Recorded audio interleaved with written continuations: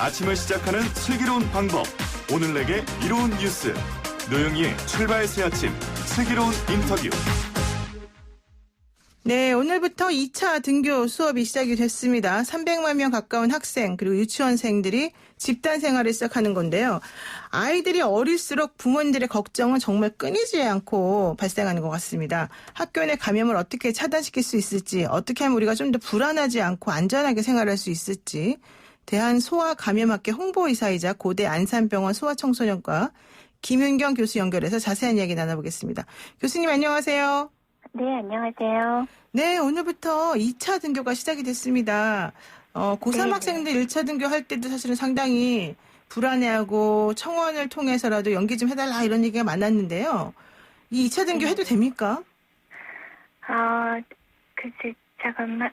유행의 기간이 예상되지 않고 있는 현재로서는 전 세계 누구도 그 부분에 대한 답을 가지고 있지는 않다고 생각을 합니다.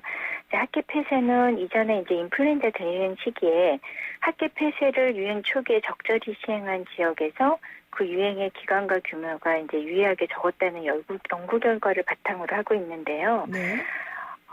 지금 상황에서 사실 장기화의 가능성이 열려 있다고 보고 있는데, 이런 상황에서 유행이 종료하지 않았어도 통제 가능한 범위라면 등교를 시도해야 하지 않을까 이렇게 판단을 해서 등교를 하게 된 거로 생각하고 있습니다. 그러니까 코로나19가 확 잡힌 건 아니지만 어쨌든 장기화될 것을 전제로 네. 지금부터 슬슬 준비해서 등교를 할 수밖에 없는 거 아니냐, 이제 이런 정책적 결단이라는 거죠.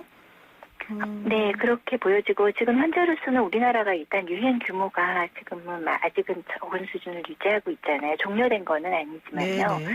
그렇기 때문에 저 개인적으로는 충분히 시도해 볼 수 있다고 생각을 합니다. 그러면은 코로나19가 이 아이들의 그 등교로 인해서 오히려 더 좀 아주 그냥 폭발적으로 늘어난다거나 우리 방역 당국이 손을 못 댈 정도로 통제 불능이 된다거나 이렇게 될 가능성도 좀 있어요? 근데 그거는 우리가 이미 아주 면밀하게 유행 정도를 파악을 하고 있잖아요.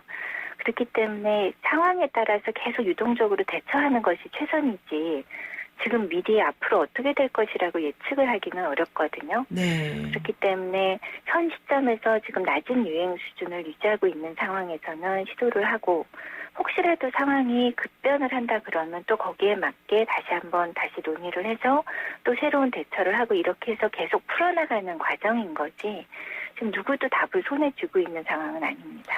그러니까 얼마든지 유연하게 상황에 따라서 대처할 수 있다 이렇게 지금 보시는 건데, 네. 이거 하나 좀 여쭤볼게요. 스웨덴 같은 경우에는 온 국민 집단 면역을 실시하겠다라고 하면서 했다가 좀 실패한 케이스로 얘기가 되고 있기는 한데요. 혹시 네. 이런 학교 등교를 통해서 아이들에게도 이런 집단 면역 체계가 좀 갖춰질 수 있다 이렇게 좀 기대를 할 수도 있어요? 저는 지금 학교 등교를 시도하는 입장에서 네. 그거를 노리고서 지금 하시는 거는 아닌 걸로 알고 있습니다. 왜냐하면 유럽에서 굉장히 많이 스페인 같은 경우에도 네네. 굉장히 크게 유행을 했잖아요.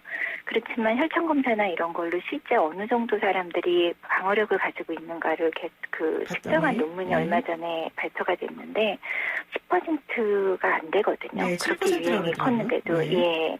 그렇다는 얘기는 집단 면역을 기대해 볼 수 있으려면 70-80% 이상으로 올라가야 되는데, 그렇다면 그동안 사망 나신 분들, 사망 사례라던가 그 모든 게 거의 몇 배수 이상이 지금 돼야 되는 상황이잖아요. 네네. 그런 버든을 그대로 부담을 지기는 조금 사회적으로 힘들겠죠. 그리고 우리나라가 지금까지 추구해왔던 정책은 그쪽이 아니거든요. 그렇기 때문에 학교를 아이들을 보냄으로써 그런 거를 기대해야 한다 그러면 그거는 통제 불가능한 상황으로 일단 간다는 의미고, 만약에 그렇게까지 가려면 굉장히 오랜 시간에 통제 범위 내에서 서서히 올려야 되는 거지. 네네. 급격히 이렇게 확 퍼뜨리고 이렇게 할 수는 없습니다. 제가 질문을 잘못했습니다. 죄송합니다. 네. 자, 그리고요. 아이들이 같이 수업을 하고 같이 급식도 먹고 같이 뛰어놀기도 하고 사실 그런 게 일반적이고 본능적인 걸 텐데 이런 상황에서 예방수칙이 잘 지켜질까? 사실 그걸 제일 걱정을 해요. 우리 같은 경우에는. 그러면 네. 어쨌든 이런 걸 아이들도 알 테니까 학교 생활을 함에 있어서 어떤 점을 가장 우리가 우려해야 될까요? 글쎄, 일단 애들이 학교를 다시 간다 그럴 때 방역을 전공하는 사람 입장에서는 이제 무증상 감염이나 이제 경증 감염이 워낙에 많기 때문에 그렇죠.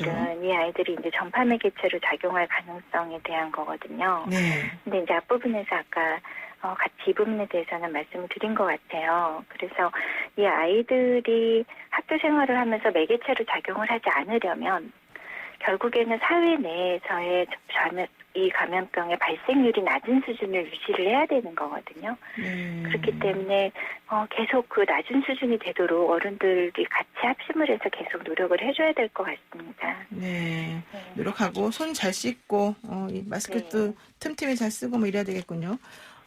교육부에서는 수업 시간에도 마스크를 끼고 수업하라 이렇게 얘기를 하던데 근데 마스크 조금만 써도 불편하고 사실 힘들고 여름 되면 좀 답답하고 덥고 그러거든요. 이게 잘 지켜질 수 있을지 모르겠습니다. 다들 우려를 많이 하세요. 그 부분에 대해서는. 그런데 이제 저희가 그 확진자가 생기거나 아니면 이제 자가격리를 할 때 그 나이 어린 연령의 아이들도 있거든요. 네네. 이제 그렇지만 꾸준히 계속 독려하고 교육하고 그러면 잘 준수를 하거든요. 네. 물론 이제 완벽하지는 않아요. 그렇지만 우리가 할 수 있는 건 최선을 추구하는 거기 때문에 적절히 칭찬해주고 이거 잘하면 칭찬 도장도 찍어주고 여러 가지 방법으로 아이를 이렇게 독려를 해주면 나이가 어린 아이들이라 하더라도 또 그런 걸 또 순수하게 또 잘 따라오기도 하는 면도 있기 때문에 제 생각엔 어른들이 최대한 독려하고 교육하고 아이들을 이끌어주는 수밖에 없을 것 같습니다. 네, 그렇군요. 그리고 지난주에 이제 마스크 쓰고 실습 수업을 받던 학생이 호흡곤란 증세로 쓰러지기도 했고요. 또 제가 아는 사람들도 마스크를 많이 쓰다 보니까 아토피가 엄청나게 그 발생을 더 많이 하더라고요. 잠잠했던 아토피 같은 경우에도. 그래서 너무 힘들어하는 걸 봤는데 그런 일이 발생하면 일단 어떻게 조치를 취해야 됩니까? 글쎄 호흡곤란 증세로 쓰러지면 얼른 병원에 가야 되는 상황인데요. 이제 문제는 이제 마스크를 썼을 때 그런 문제를 일으키시는 분들이 사실은 굉장히 적거든요. 이제 아토피는 이제 접촉성이기 때문에 그거는 조금 많이 생길 수 있겠지만 호흡곤란 증세로 실제로 쓰러지는 일은 굉장히 그렇게 흔한 일은 아니고요.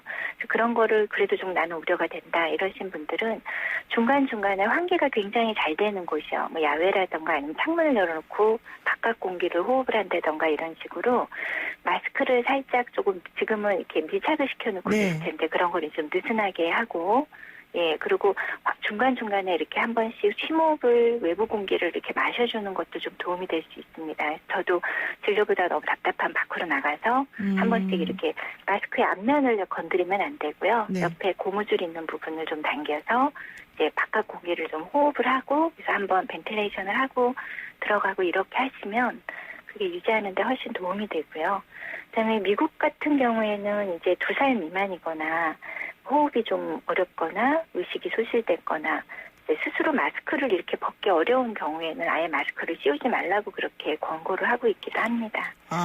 아이들이 아직 어린 애기들 같은 경우는 마스크를 또 안 씌우기도 하는군요, 오히려. 네, 미국은 이제 그런 리스크를 조금 더 크게 보고 마스크 사용에 대해서 조금 더 약간 좀 우리보다는 조금 덜 오픈이 되어 있잖아요. 그래서 이제 여러 가지를 고려해서 그렇게 가이드라인을 권고를 하고 있기도 합니다. 그러니까 다양한 권고 사항이 있는데 이제 그렇게 하기도 한다는 거죠. 네, 그리고 부득이한 경우에는 마스크 줄을 잡고 좀 신선한 공기를 좀 마시고 하는 게 좋겠다 이런 얘기고. 근데 꼭 환기가 잘 되는 곳에 가셔야 돼요. 방 안에서 이렇게 하시면 안 되고. 그렇죠. 창문이라던가 환기가 굉장히 중요하거든요. 그래서. 그러니까 바깥 공기가 들어오는 쪽으로 이렇게 가서 해야 되는군요. 그렇게 하시면 좀 도움이 될 수 있습니다. 네, 그리고 우리 에어컨 사용 못 하나요? 뭐 이런 질문도 많이 하던데요. 에어컨은 어떻게 됩니까? 글쎄, 제가 마지막까지 봤을 때는 뭐 창문을 3분의 1을 열어놓고 에어컨을 돌린다 이런 얘기까지 들었었는데 일단 이제 에어컨을 밀폐된 환경에서 에어컨을 돌리면 그 일반적으로 저희가 말을 할 때는 비말이 한 30cm 정도 안에 떨어진다고 보고요. 기침을 하면 한 50cm 안에서 떨어진다고 보는데 이제 강제 순환을 에어컨을 하게 되면 이제 순환이 되잖아요. 그렇죠. 청정기도 마찬가지인데요. 밀폐된 상황에서 이제 그렇게 돌리게 되면 이제 그 범위가 점점 더 넓어질 수도 있고 그다음에 에어컨을 돌리기 위해서 계속 밀폐를 시키는데 환기가 굉장히 중요하다고 아까 말씀드렸잖아요. 그렇기 때문에 환기에도 크게 저해가 되고 이제 이런 문제 때문에 청정기와 에어컨을 어떻게 할 것인가에 대해서 고민이 많으신 것 같습니다.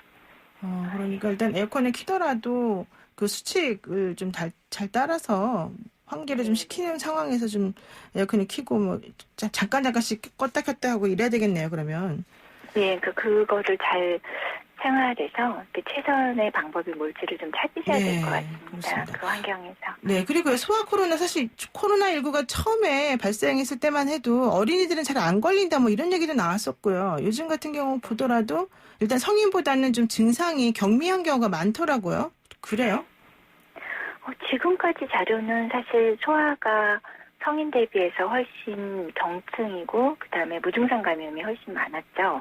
우리나라 확진 사례가 지금 어제까지 보고된 게 800명이 좀 안 되는데 네네. 소아 19세 미만이 그 아이들 중에서도 실제 어른들보다 훨씬 경했거든요. 그래서 막 중환자실을 간다거나 산소가 필요하거나 이런 경우가 거의 없었어요. 네. 그렇기 때문에 비교적 더 경미하다. 그렇게 지금까지는 생각을 하고 있죠. 근데 왜 그러는 겁니까? 이유가 있나요? 그거는 사실 다양한 가설이 있는데요. 네. 그 중에 모다라고 이제 확정이 돼 있는 거는 아직은 없고요. 다만 지금 저희가 모든 게 이제 확정적으로 그 병태 생리가 다 밝혀진 상황이 아니기 때문에 네. 이제 여러 제기되는 가설 중에 뭐가 될지 모르지만 현재 관찰되고 있는 상황은 그렇다는 거죠. 그러니까 원인 잘 모른다. 그러니까 네. 다양한 가설이 있어요. 네. 거기에 대해서는. 그런데 확정적이지가 않다는 거죠. 아직은. 그래서 말씀을 좀 네. 하기가 곤란하다 네, 이런 네. 얘기신가 보네요. 네, 그러면요. 어쨌든 일단 그 무증상 감염이 좀 많고 그다음에 감염되더라도 경증인 거는 좀 많은 게 일반적인 것 같습니다. 어린이들의 경우에는. 그리고 네. 미국하고 유럽에서 지금 또 문제가 되는 게 코로나19 이후에 어린이 괴질이라고 하는 게 발병을 하고 있다 이런 얘기가 나오고 어제 우리나라에서도 첫 어린이 괴질 보고가 있었거든요. 이게 뭡니까? 네. 어린이 괴질이라고는 안 하고요. 이제는 그 다기관 염증 증후군 네. 이렇게 지금 소아청소년 다기관 염증 증후군으로 해달라 이렇게 그렇죠. 이제 예. 요청을 너무 어려워요. 예. 말이 너무 예. 길죠. 예. 예. 근데 이제 괴질이라는 말이 갖고 있는 어떤 그런 나쁜 게 있어서 사실은 저도 좋아하지 않는 표현 중에 하나고요. 네.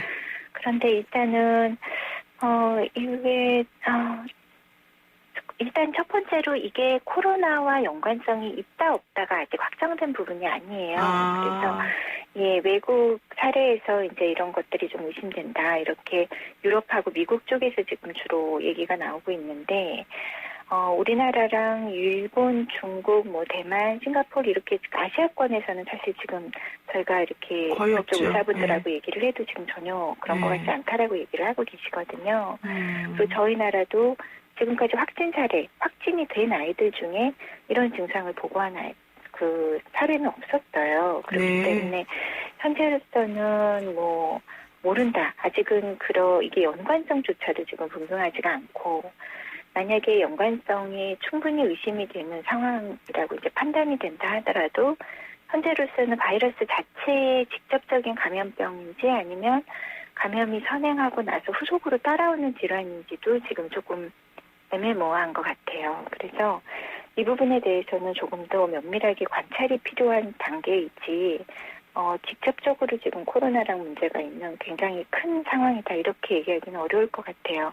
그 증상 자체는 이제 고열이 굉장히 많이 나고요. 네. 최소 하루 이상 굉장히 고열이 나고 그 다음에 이제 눈이 되게 빨개진다거나 온몸에 발진이 생기거나 손발이 많이 붓거나 이런 증상들 아니면 급격히 혈압이 떨어지고 아이가 굉장히 나빠지는 거죠.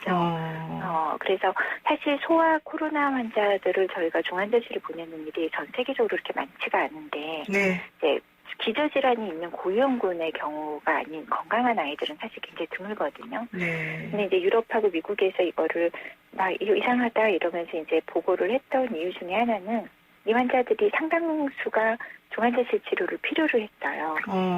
그래서 급격히 나빠지면서 중환자실에 가서 아이들을 치료하는 의사로서 굉장히 예측하지 못한 당황한 상황을 이제 만들었기 때문에 네. 초창기부터 이제 굉장히 사람들이 빨리 캐치를 했던 면이 있는 것 같습니다. 그런데 이렇게 중증으로 가고 의사 입장에서는 굉장히 열심히 환자를 봐야 되는 상황이 되기는 하지만 실제 이 질환으로 사례 보고가 된 것 중에서도 굉장히 많은 환자들이 사망하거나 그런 건 아니고요.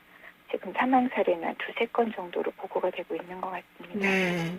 유럽과 미국에서 뭐 영유아들이나 청소년에게 이런 증상이 나타나는데 검사를 해보면 코로나19에 걸려 있더라 뭐 이런 얘기가 있어서 조금 걱정을 많이 했었습니다. 네. 네, 일부는 뭐 확인이 됐고 일부는 코로나가 확인이 안 됐고 그렇습니다. 그런 게 있군요. 네, 알겠습니다. 오늘 말씀 여기까지 듣겠습니다. 고맙습니다. 네, 네. 지금까지 김윤경 대한소아감염학회 홍보의사였습니다.